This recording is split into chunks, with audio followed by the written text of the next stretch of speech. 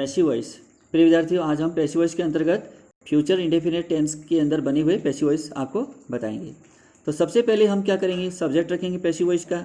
तो जो active voice का ऑब्जेक्ट होगा वो इसका पैसिव वॉइस का सब्जेक्ट बनेगा, और जो एक्टिव वॉइस का जो सब्जेक्ट होता है वो पैसिव वॉइस का ऑब्जेक्ट बनेगा, जिसे हम बाय के बाद लिखते हैं। बीच का परिवर्तन इस प्रकार से, सेल या विल लगाएंगे।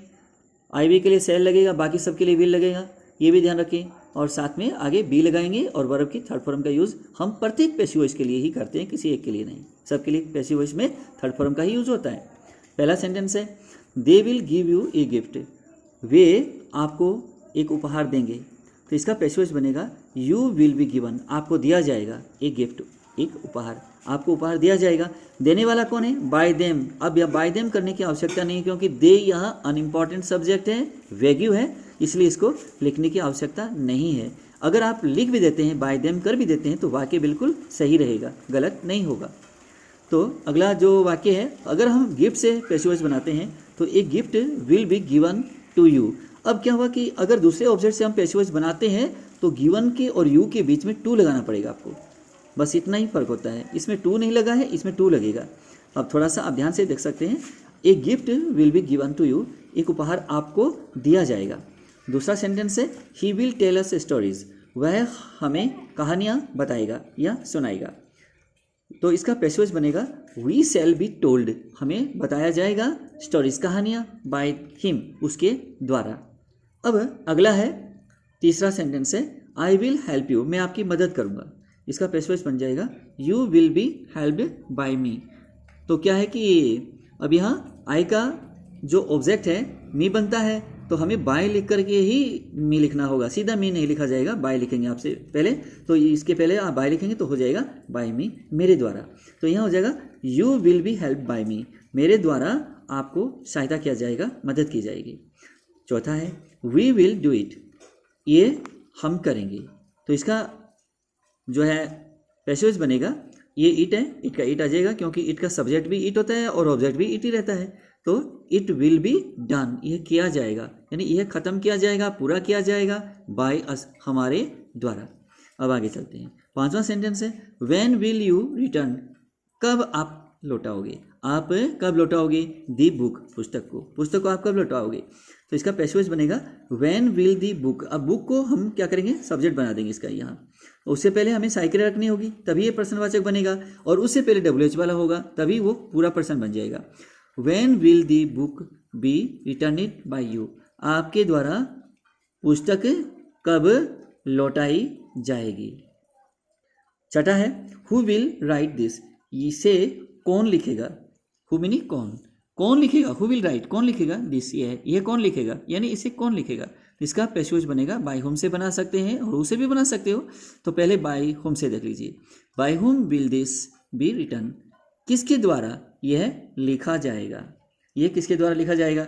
अगर विद्यार्थियों बाय, अगर आप हु से बनाते हैं, हु से बनाते हैं पैसिव वॉइस, तो पहले हु से यहाँ हु रख दीजिएगा, और ये बाय यहाँ नहीं लगेगा, ये वाक्य के अंत में आप लगाओगे, तब ये पैसिव वॉइस सही बन जाएगा।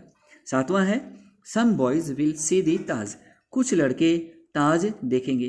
तो इसका पैसिव वॉइस बनेगा, दी ताज विल बी सीन। ताज देखा जाएगा बाय सम बॉयज, कुछ लड़कों के द्वारा। अब इसे आगे बंद कर दी।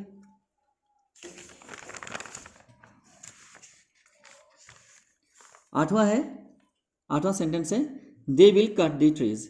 वे वृक्ष को काटेंगे, वे वृक्ष को काटेंगे। तो यहाँ काटने वालों का कोई नाम नहीं है, दे अनइम्पोर्टेंट सब्जेक्ट रहा, तो इसलिए क्या करेंगे, द ट्रीज को हम सब्जेक्ट बना देंगे, the trees will be cut. पेड़ों को काटा जाएगा। तो नवा सेंटेंस है, सी विल मेक टी। वह चाय बनाएगी, फॉर द गेस्ट, अतिथियों के लिए, अतिथियों के लिए वह चाय बनाएगी। तो इसका पैसिव वॉइस बनेगा, अब यहाँ टी जो ऑब्जेक्ट है इस वाक्य में, एक्टिव वॉइस के अंदर ये टी ऑब्जेक्ट है, हम इसको सब्जेक्ट के स्थान पर रखेंगे तो ये सब्जेक्ट कहलाएगा।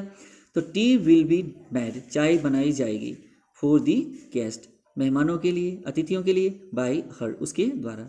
10वां सेंटेंस है, people will forget the accident. लोग इस दुर्घटना को भूल जाएंगे। तो इसका पैसिव वॉइस बनेगा, the accident will be forgotten.